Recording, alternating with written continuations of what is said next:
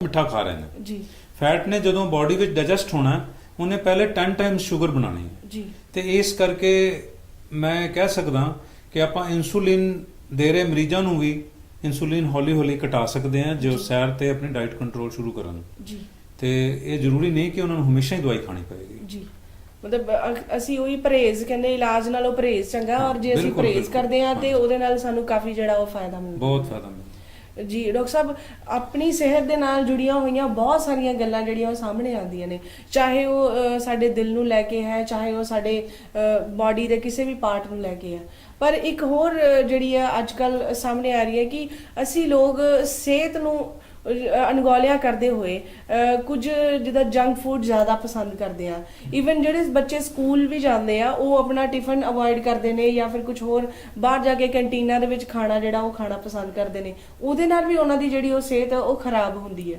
ਤੇ ਤੁਸੀਂ ਇਸ ਤਰ੍ਹਾਂ ਦੇ ਜਿਹੜੇ ਸਾਡੇ ਦਰਸ਼ਕ ਨੇ ਜਾਂ ਇਸ ਤਰ੍ਹਾਂ ਦੇ ਜਿਹੜੇ ਇਸ ਵਕਤ ਸਾਨੂੰ ਸੁਣ ਰਹੇ ਨੇ ਦੇਖ ਰਹੇ ਨੇ ਦਰਸ਼ਕ ਉਹਨਾਂ ਨੂੰ ਕੀ ਕਹਿਣਾ ਚਾਹੋਗੇ ਉਹਨਾਂ ਲਈ ਇਹੀ ਹੈ ਕਿ ਆਪਣੇ ਬੱਚਿਆਂ ਨੂੰ ਸਹੀ ਗਾਈਡਲਾਈਨ ਦੇਣ ਬੱਚਿਆਂ ਨੂੰ ਸਮਝਾਇਆ ਜਾਏ ਕਿ ਇਹ ਚੀਜ਼ ਤੁਹਾਡੀ ਸਿਹਤ ਲਈ ਠੀਕ ਨਹੀਂ ਹੈ ਜੀ ਤੇ ਬੱਚੇ ਤੇ ਜ਼ਰੂਰ ਸਮਝਣਗੇ ਕਿਉਂਕਿ ਉਹ ਤੇ ਭੋਲ ਬੱਚੇ ਨੇ ਉਹਨਾਂ ਨੂੰ ਇਸ ਚੀਜ਼ ਦੀ ਨੌਲੇਜ ਨਹੀਂ ਹੈ ਜੀ ਇਹ ਮਾਪੇ ਦਾ ਹੀ ਫਰਜ਼ ਬਣਦਾ ਹੈ ਕਿ ਉਹਨਾਂ ਨੂੰ ਸਹੀ ਗਾਈਡ ਕੀਤਾ ਜਾਏ ਉਹਨਾਂ ਨੂੰ ਪ੍ਰੋਪਰ ਡਾਈਟ ਦਿੱਤੀ ਜਾਏ ਫਰੂਟ ਦਿੱਤਾ ਜਾਏ ਜੀ ਐਕਸਰਸਾਈਜ਼ ਲਈ ਐਨਕਰੇਜ ਕੀਤਾ ਜਾਏ ਬੱਚਿਆਂ ਨੂੰ ਤੇ ਬੈਡਮਿੰਟਨ ਵਾਸਤੇ ਐਨਕਰੇਜ ਕਰ ਸਕਦੇ ਹੋ ਜੀ ਉਹ ਬੜੀ ਅੱਛੀ ਗੇਮ ਹੈ ਉਹਨਾਂ ਵਾਸਤੇ ਔਰ ਐਕਸਰਸਾਈਜ਼ ਵੀ ਹੋ ਜਾਂਦੀ ਜੀ ਹੈ ਮਤਲਬ ਇਨਡੋਰ ਗੇਮਸ ਜਾਂ ਆਊਟਡੋਰ Indoor games, ਗੇਮਸ ਹਾਂ। ਜਿਹੜੀਆਂ ਵੀ ਉਹਨਾਂ ਕੋਲ ਅਵੇਲੇਬਲ ਹੈ ਉਹ ਕਰ ਸਕਦੇ ਨੇ ਬਿਲਕੁਲ, ਬਿਲਕੁਲ। ਤੇ ਡਾਕਟਰ ਸਾਹਿਬ ਜਿਵੇਂ ਬੱਚੇ ਨੇ ਜਾਂ ਕੋਈ ਬਜ਼ੁਰਗ ਨੇ ਜਾਂ ਨੌਜਵਾਨ ਪੀੜ੍ਹੀ ਹੈ ਅੱਜ ਕੱਲ ਦੀ ਉਹਨਾਂ ਦੇ ਵਿੱਚ ਅਸੀਂ ਕਿਸ ਤਰ੍ਹਾਂ ਇਹ ਭਾਵਨਾ ਪੈਦਾ ਕਰੀਏ ਕਿ ਉਹ ਨਿਤਨੇਮ ਦੇ ਨਾਲ ਕਸਰਤ ਕਰਨ ਜਾਂ ਫਿਰ ਕੁਝ ਇਸ ਤਰ੍ਹਾਂ ਦੀਆਂ ਜਿਹੜੀਆਂ ਅੱਜ ਕੱਲ ਜਿਮ ਬੜੇ ਅੱਛੇ ਖੁੱਲ ਗਏ ਨੇ ਹਾਈ ਕੁਆਲਿਟੀ ਦੇ ਔਰ ਠੀਕ ਹੈ ਪਰ ਹਰ ਬੰਦਾ ਜਿਮ ਅਫੋਰਡ ਵੀ ਨਹੀਂ ਕਰ ਸਕਦਾ ਜੀ ਤੇ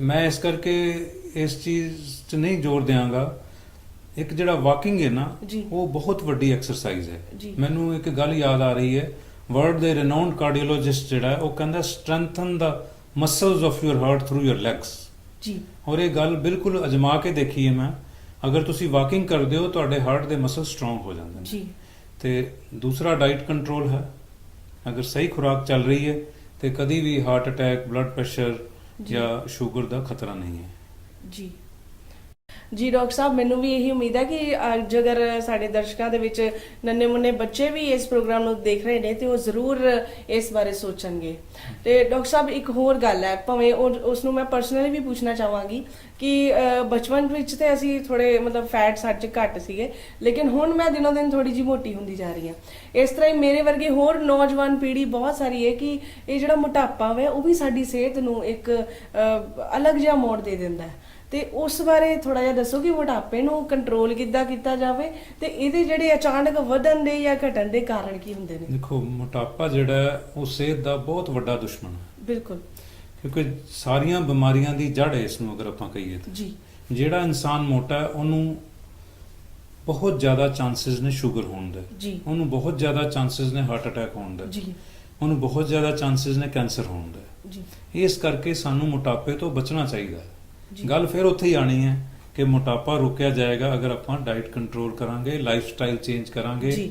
ਔਰ ਐਕਸਰਸਾਈਜ਼ ਕਰਾਂਗੇ ਜੀ ਇਹ ਮੋਟਾਪੇ ਨੂੰ ਘੱਟ ਕਰਨ ਵਾਸਤੇ ਡਾਕਟਰ ਸਾਹਿਬ ਯੋਗਾ ਦਾ ਕਿੰਨਾ ਕੁ ਯੋਗਦਾਨ ਪੈ ਸਕਦਾ ਵਾ ਬਹੁਤ ਅੱਛਾ ਹੈਗਾ ਯੋਗਾ ਕਰਨਾ ਬਹੁਤ ਅੱਛੀ ਗੱਲ ਹੈ ਜੀ। ਪਰ ਜੇ ਤੁਹਾਡੇ ਕੋਲ ਯੋਗਾ ਲਈ ਟਾਈਮ ਹੈ ਜੀ ਅਗਰ ਨਹੀਂ ਵੀ ਟਾਈਮ ਤੇ 15 ਮਿੰਟ ਦੀ ਵਾਕਿੰਗ ਤੇ ਹਰ ਇੱਕ ਨੂੰ ਚਾਹੀਦੀ ਹੈ ਜੀ ਮੇਰੇ ਕੋਲ ਮਰੀਜ਼ ਆਂਦੇ ਕਹਿੰਦੇ ਜੀ ਸਿਹਤ ਨਹੀਂ ਠੀਕ ਰਹਿੰਦੀ ਜੀ ਮੈਂ ਕਹਿੰਦਾ ਤੁਸੀਂ 15 ਮਿੰਟ ਸੈਰ ਕਰੋ ਕਹਿੰਦੇ ਜੀ ਟਾਈਮ ਹੀ ਨਹੀਂ ਹੈਗਾ ਜੀ ਤੇ ਮੈਂ ਉਹਨਾਂ ਨੂੰ ਇਹ ਜਵਾਬ ਦਿੰਦਾ you have no right to be fit ਜੀ ਜੇ ਤੁਹਾਡੇ ਕੋਲ ਆਪਣੇ ਆਪ ਲਈ 15 ਮਿੰਟ ਟਾਈਮ ਨਹੀਂ ਜੀ ਤੇ ਤੁਹਾਨੂੰ ਕੋਈ ਅਧਿਕਾਰ ਹੀ ਨਹੀਂ ਤੁਸੀਂ ਠੀਕ ਰਹੋ ਤੁਸੀਂ ਬਿਮਾਰ ਹੀ ਚੰਗੇ ਹੋ ਜੀ ਇਹ ਬਹੁਤ ਜ਼ਰੂਰੀ ਚੀਜ਼ ਹੈ ਨਹੀਂ ਬਿਲਕੁਲ ਡਾਕਟਰ ਸਾਹਿਬ ਜੇ ਅਸੀਂ ਆਪਣੇ ਆਪ ਨੂੰ ਹਿੱਟ ਤੇ ਫਿਟ ਰੱਖਣਾ ਚਾਹੁੰਦੇ ਆ ਤੇ ਉਹਦੇ ਲਈ ਸਾਨੂੰ ਪਹਿਲਾਂ ਤੇ ਆਪਣੇ ਆਪ ਲਈ ਟਾਈਮ ਕੱਢਣਾ ਪਵੇਗਾ ਟਾਈਮ ਕੱਢਣਾ ਸਿਹਤ ਬਾਰੇ ਤਾਂ ਜਿੰਨੀਆਂ ਮਰਜ਼ੀ ਗੱਲਾਂ ਕਰੀ ਜਾਈਏ ਉਹੀ ਸਾਰੀਆਂ ਗੱਲਾਂ ਜਿਹੜੀਆਂ ਨਾ ਉਹ ਮੁੜ ਕੇ ਉੱਥੇ ਹੀ ਆਉਂਦੀਆਂ ਕਿ ਜੇ ਅਸੀਂ ਆਪਣੇ ਆਪ ਨੂੰ ਟਾਈਮ ਨਹੀਂ ਦੇਵਾਂਗੇ ਆਪਣੇ ਲਈ ਟਾਈਮ ਨਹੀਂ ਕੱਢਾਂਗੇ ਤੇ ਫਿਰ ਸ਼ਾਇਦ ਸਿਹਤ ਨੂੰ ਵੀ ਅਸੀਂ ਪੁੱਛਣ ਦੇ ਉਹ ਸਿਹਤ ਬਾਰੇ ਸੋਚਣ ਦਾ ਜਿਹੜਾ ਖਿਆਲ ਹੈ ਉਹ ਵੀ ਨਹੀਂ ਦਿਲ 'ਚ ਲਿਆਉਣਾ ਚਾਹੀਦਾ ਸਾਨੂੰ ਪਰ ਡਾਕਟਰ ਸਾਹਿਬ ਬਾਰ-ਬਾਰ ਖਿਆਲ ਇਸ ਲਈ ਆਉਂਦਾ ਹੈ ਕਿ ਅਸੀਂ ਅਵੇਅਰ ਕਰਨਾ ਚਾਹੁੰਦੇ ਹਾਂ ਉਸ ਜਨਤਾ ਨੂੰ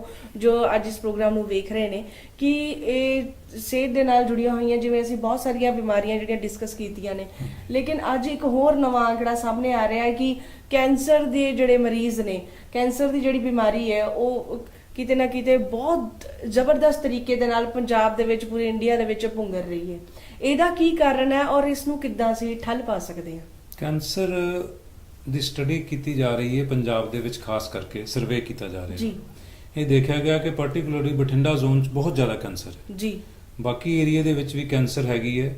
ਤੇ ਕੈਂਸਰ ਦਾ ਜਿਹੜਾ ਕਾਰਨ ਇਹ ਹੈਗਾ ਹੈ ਕਿ ਜਿੰਨੀ ਅਸੀਂ ਚੀਜ਼ਾਂ ਖਾਂਦੇ ਆ, ਜੀ। ਸਬਜ਼ੀਆਂ ਨੇ, ਫਰੂਟ ਨੇ, ਉਹਨਾਂ ਤੇ ਪੈਸਟੀਸਾਈਡ ਪਾਇਆ ਹੁੰਦਾ। ਜੀ ਤੇ ਜਿਹੜੀਆਂ ਵੀ ਅਸੀਂ ਸਬਜ਼ੀਆਂ ਯੂਜ਼ ਕਰੀਏ, ਫਲ ਯੂਜ਼ ਕਰੀਏ, ਉਹਨਾਂ ਨੂੰ 2-2 3-3 ਵਾਰੀ ਧੋ ਕੇ ਯੂਜ਼ ਕਰੀਏ ਜੀ ਤੇ ਉਹਦੇ ਨਾਲ ਕਾਫੀ ਇਸ ਚੀਜ਼ ਦੇ ਵਿੱਚ ਇੰਪਰੂਵਮੈਂਟ ਆਏਗੀ, ਜੀ। ਕਿਉਂਕਿ ਅਸੀਂ ਤੇ ਆਪਣੇ ਆਪ ਹੀ ਜ਼ਹਿਰਾਂ ਖਾ ਰਹੇ ਹਾਂ ਜੀ ਤੇ ਉਹਨਾਂ ਤੋਂ ਬਚਣਾ ਬਹੁਤ ਜ਼ਰੂਰੀ ਹੈ। ਜੀ ਬਾਕੀ ਬੈਲੈਂਸ ਡਾਈਟ ਦਾ ਰੋਲ ਤੇ ਹੈ ਹੀ ਹੈ ਜੀ ਤੇ ਕੈਂਸਰ ਨੂੰ ਬੜੇ ਆਰਾਮ ਨਾਲ ਕੰਟਰੋਲ ਕੀਤਾ ਜਾ ਸਕਦਾ ਹੈ। ਜੀ ਹੁਣ ਬਹੁਤ ਸਾਰੀਆਂ ਕੈਂਸਰਸ ਐਸੀਆਂ ਨੇ ਜਿਨ੍ਹਾਂ ਦਾ ਪੰਜਾਬ ਦੇ ਵਿੱਚ ਬੜਾ ਵਧੀਆ ਇਲਾਜ ਹੋ ਜਾਂਦਾ। ਜੀ ਲੇਡੀਜ਼ ਲਈ ਪਾਰਟਿਕੂਲਰਲੀ ਬ੍ਰੈਸਟ ਕੈਂਸਰ ਹੈ, ਜੀ ਜੈਂਟਸ ਦੇ ਵਿੱਚ ਥਾਇਰਾਇਡ ਕੈਂਸਰ ਹੈ। ਜੀ ਇਹਨਾਂ ਨੂੰ ਅੱਜਕੱਲ ਕੈਂਸਰ ਮੰਨਿਆ ਨਹੀਂ ਜਾਂਦਾ ਜੀ ਕਿਉਂਕਿ ਇਹ ਆਰਗਨ ਆਪਾਂ ਬਾਡੀ ਚੋਂ ਕੱਢ ਸਕਦੇ ਹਾਂ ਜੀ ਤੇ ਉਹਨਾਂ ਦਾ ਪੂਰੀ ਤਰ੍ਹਾਂ ਇਲਾਜ ਕੀਤਾ ਜਾ ਸਕਦਾ ਹੈ। ਜੀ ਇਸ ਤਰੀਕੇ ਦੇ ਨਾਲ ਆਪਾਂ ਬਿਮਾਰੀ ਨੂੰ ਸੰਭਾਲ ਸਕਦੇ ਹਾਂ। ਜੀ। ਤੇ ਡਾਕਟਰ ਸਾਹਿਬ, ਮੰਨ ਲਓ ਅਗਰ ਕਿਸੇ ਨੂੰ ਇਹ ਬਿਮਾਰੀ ਇਹ ਹੋ ਚੁੱਕੀ ਹੈ ਜਾਂ ਕੋਈ ਇਸ ਬਿਮਾਰੀ ਦੇ ਨਾਲ ਗ੍ਰਸਿਤ ਹੈ, ਤੇ ਫਿਰ ਉਹਨੂੰ ਕਿਸ ਤਰ੍ਹਾਂ ਦਾ ਮਾਹੌਲ ਜਾਂ ਕਿਸ ਤਰ੍ਹਾਂ ਦਾ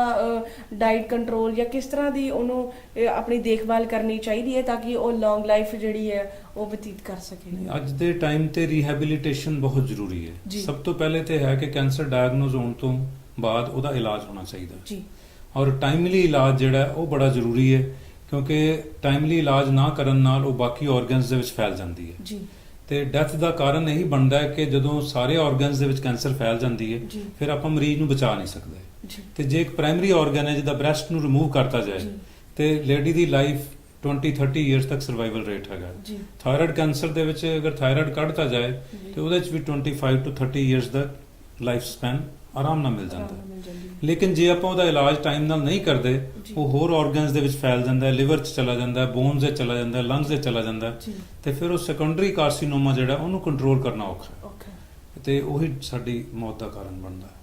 ਡਾਕਟਰ ਸਾਹਿਬ, ਅਸੀਂ ਆਪਣੇ ਸਿਹਤ ਬਾਰੇ ਕੁਝ ਹੱਦ ਤੱਕ ਕਈ ਨਾ ਕਈ ਵਾਰੀ ਉਦੋਂ ਕੌਨਸ਼ੀਅਸ ਹੁੰਦੇ ਆ ਜਦੋਂ ਜਿਹੜੀਆਂ ਬਿਮਾਰੀਆਂ ਨੇ ਸਾਨੂੰ ਚਾਰੋਂ ਪਾਸੇ ਘੇਰ ਲੈਂਦੀਆਂ ਨੇ ਬਿਲਕੁਲ। ਔਰ ਫਿਰ ਅਸੀਂ ਦੌੜਦੇ ਆ, ਕਦੀ ਐਲੋਪੈਥਿਕ ਡਾਕਟਰ ਕੋਲ, ਕਦੀ ਆਯੁਰਵੈਦਿਕ ਕੋਲ, ਕਦੀ ਅਸੀਂ ਹੋਮਿਓਪੈਥਿਕ ਕੋਲ ਚਲੇ ਜਾਂਦੇ ਆ ਔਰ ਜਿਹੜੀਆਂ ਉਹ ਦਵਾਈਆਂ ਨੇ ਉਹ ਸਗੋਂ ਜ਼ਿਆਦਾ ਜਿਹੜੀ ਬਾਡੀ ਤੇ ਉਹ ਗਲਤ ਅਸਰ ਪਾਉਂਦੀਆਂ ਨੇ। ਤੇ ਤੁਹਾਡੇ ਵਿਚਾਰ ਅਨੁਸਾਰ, ਤੁਹਾਡੇ ਅਨੁਸਾਰ ਇਹ ਜਿਹੜੀਆਂ ਦਵਾਈਆਂ ਨੇ ਕਿੰਨੀਆਂ ਕੁ ਸਿਹਤ ਲਈ ਠੀਕ ਨੇ ਔਰ ਜ਼ਿਆਦਾ ਦਵਾਈ ਕਿਹੜੀ ਵਧੀਆ ਹੈ, ਚਾਹੇ ਐਲੋਪੈਥਿਕ ਹੈ, ਚਾਹੇ ਉਹ ਆਯੁਰਵੈਦਿਕ ਹੈ, ਚਾਹੇ ਉਹ ਹੋਮਿਓਪੈਥਿਕ ਹੈ?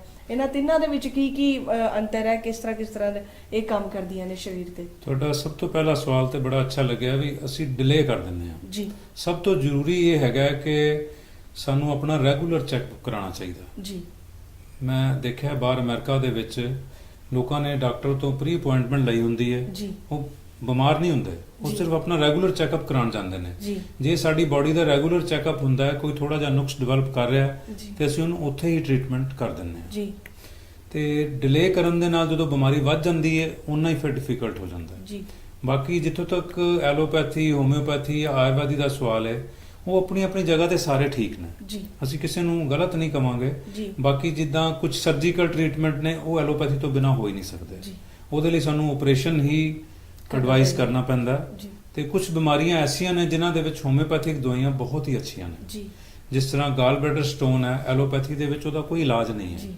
ਉਹ ਸਰਜਰੀ ਹੀ ਕਰਨੀ ਹੈ। ਜੀ। ਲੇਕਿਨ ਕੁਝ ਪੇਸ਼ੈਂਟ ਮੰਨ ਲਓ ਸਰਜਰੀ ਲਈ ਫਿੱਟ ਹੀ ਨਹੀਂ ਹੈਗੇ, ਜੀ ਉਹਨਾਂ ਨੂੰ ਰਿਸਕ ਹੋ ਸਕਦਾ ਆਪਰੇਸ਼ਨ ਦਾ। ਜੀ ਤੇ ਹੋਮਿਓਪੈਥੀ ਦੇ ਵਿੱਚ ਬਹੁਤ ਅੱਛੀਆਂ ਦਵਾਈਆਂ ਨੇ ਗਾਲ ਬਲੈਡਰ ਸਟੋਨ ਲਈ, ਜੀ ਜਿਸ ਤਰ੍ਹਾਂ ਟੌਨਸਿਲਸ ਵਾਸਤੇ ਹੈਗਾ, ਕਿਡਨੀ ਸਟੋਨ ਲਈ ਹੈ। ਜੀ ਤੇ ਆਯੁਰਵੈਦਿਕ ਤਾਂ ਸਾਡੇ ਹਿੰਦੁਸਤਾਨ ਦੀ ਪੁਰਾਣੀ ਪਰੰਪਰਾ ਹੈ, ਜੀ ਉਹਦੇ ਵਿੱਚ ਵੀ ਬਹੁਤ ਸਾਰੀਆਂ ਬਿਮਾਰੀਆਂ ਦੇ ਅੱਛੇ ਇਲਾਜ ਨੇ। ਜੀ ਤੇ ਹਰ ਇੱਕ ਦੀ ਆਪਣੀ ਆਪਣੀ ਸੋਚ ਹੈ, ਆਪਣਾ ਆਪਣਾ ਤਰੀਕਾ ਇਲਾਜ ਕਰਨ ਦਾ।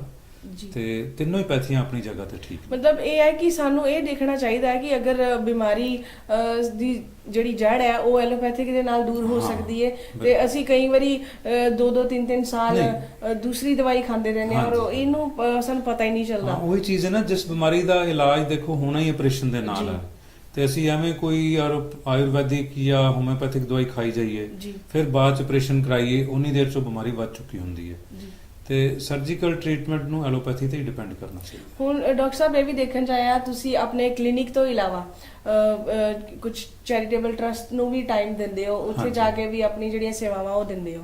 ਉੱਥੇ ਜਿਹੜੇ ਮਰੀਜ਼ ਆਉਂਦੇ ਨੇ ਉਹਨਾਂ ਨੂੰ ਤੁਸੀਂ ਅੱਛੀ ਤਰੀਕੇ ਨਾਲ ਗਾਈਡ ਵੀ ਕਰਦੇ ਹੋ, ਹਾਂਜੀ। ਪਰ ਕਦੀ ਇਸ ਤਰ੍ਹਾਂ ਹੋਇਆ ਕਿ ਮਰੀਜ਼ ਜਿਹੜਾ ਉਹਦਾ ਇਲਾਜ ਜਿਹੜਾ ਵਾ ਹੁਣ ਨਾ ਦੇ ਬਰਾਬਰ ਹੋ ਚੁੱਕਾ ਵਾ, ਪਰ ਫਿਰ ਵੀ ਉਹਨੂੰ ਕੁਝ ਇਸ ਤਰ੍ਹਾਂ ਦੀ ਮੋਟੀਵੇਸ਼ਨ ਜਾਂ ਉਸ ਤਰ੍ਹਾਂ ਕੁਝ ਇਸ ਤਰ੍ਹਾਂ ਦੇ ਜਿਹੜੇ ਤੁਹਾਡੇ ਵੱਲੋਂ ਡਾਕਟਰ ਕਹਿੰਦੇ ਨੇ ਕਿ ਰੱਬ ਦਾ ਰੂਪ ਹੁੰਦਾ ਹੈ, ਔਰ ਤੁਸੀਂ ਕੁਝ ਇਦਾਂ ਦੇ ਜਿਹੜੇ ਵਰਡਸ ਕਹੇ ਹੋਣ ਜਾਂ ਫਿਰ ਕੁਝ ਇਸ ਤਰ੍ਹਾਂ ਦੀ ਦਵਾਈ ਜਿਹੜੀ ਕਿ ਜਾਦੂਈ ਤੌਰ ਤੇ ਜਿਹੜੀ ਅਸਰ ਕਰ ਜਾਂਦੀ ਹੈ? ਇਸ ਤਰ੍ਹਾਂ ਸਭ ਤੋਂ ਪਹਿਲੀ ਚੀਜ਼ ਹੈ ਕਿ ਪੇਸ਼ੈਂਟ ਜਿਹੜੇ ਅਫੋਰਡ ਨਹੀਂ ਕਰ ਸਕਦੇ, ਜੀ। ਅਸੀਂ ਉਹਨਾਂ ਵਾਸਤੇ ਚੈਰੀਟੇਬਲ ਹਸਪੀਟਲ ਰੱਖਿਆ ਹੈ ਜੀ ਤਾਂ ਕਿ ਉਹ ਆਪਣਾ ਇਲਾਜ ਕਰਾ ਸਕਣ। ਜੀ ਉੱਥੇ ਉਹਨਾਂ ਨੂੰ ਹਰ ਤਰ੍ਹਾਂ ਦੀ ਦਵਾਈ ਅਸੀਂ ਫ੍ਰੀ ਦਿੰਦੇ ਹਾਂ ਜੀ ਤੇ ਉਹਨਾਂ ਨੂੰ ਕਿਸੇ ਤਰ੍ਹਾਂ ਦੀ ਮੁਸ਼ਕਲ ਨਹੀਂ ਆਉਂਦੀ। ਜੀ। ਦੂਸਰੀ ਗੱਲ ਹੈ ਕਿ ਉਹਨਾਂ ਨੂੰ ਉੱਥੇ ਪੂਰਾ ਪ੍ਰੇਮ ਪਿਆਰ ਮਿਲਦਾ ਹੈ। ਜੀ ਇਹ ਨਹੀਂ ਕਿ ਜਿੱਦਾਂ ਮਤਲਬ ਤੁਸੀਂ ਰੂਡਲੀ ਬਿਹੇਵ ਕਰ ਰਹੇ ਹੋ। ਜੀ ਪੇਸ਼ੈਂਟ ਤੇ ਆਲਰੇਡੀ ਦੁਖੀ ਹੈ, ਜੀ। ਜਿਹੜਾ ਦੁਖੀ ਹੈ ਤੇ ਉਹਨੂੰ ਤੇ ਆਪਾਂ ਨੂੰ ਬੜੇ ਪ੍ਰੇਮ ਨਾਲ ਸਮਝਾਉਣਾ ਪੈਂਦਾ ਹੈ, ਜੀ। ਬੜੀ ਅੱਛੀ ਤਰ੍ਹਾਂ।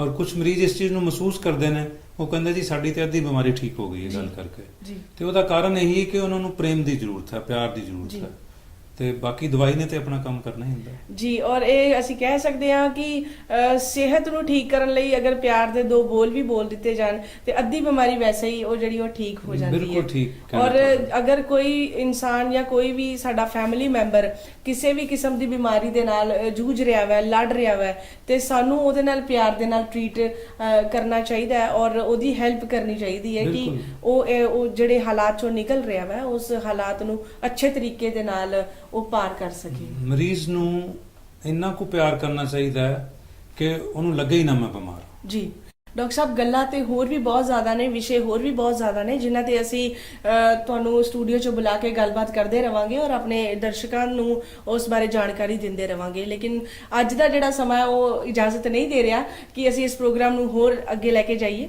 ਸੋ ਅਗਲੀ ਵਾਰੀ ਅਸੀਂ ਨਵੇਂ ਵਿਸ਼ੇ ਦੇ ਨਾਲ ਸਲਾਹ ਮਸ਼ਵਰਾ ਕਰਨ ਵਾਸਤੇ ਫੇਰ ਹਾਜ਼ਰ ਹੋਵਾਂਗੇ। ਤਦ ਤੱਕ ਲਈ ਮੈਨੂੰ ਰੇਖਾ ਨੂੰ ਤੇ ਡਾਕਟਰ ਅਜੀਤ ਸਿੰਘ ਰਾਜਪਾਲ ਨੂੰ ਇਜਾਜ਼ਤ ਦਿਓ। ਸਤਿ ਸ਼੍ਰੀ ਅਕਾਲ। ਸਤਿ ਸ਼੍ਰੀ ਅਕਾਲ।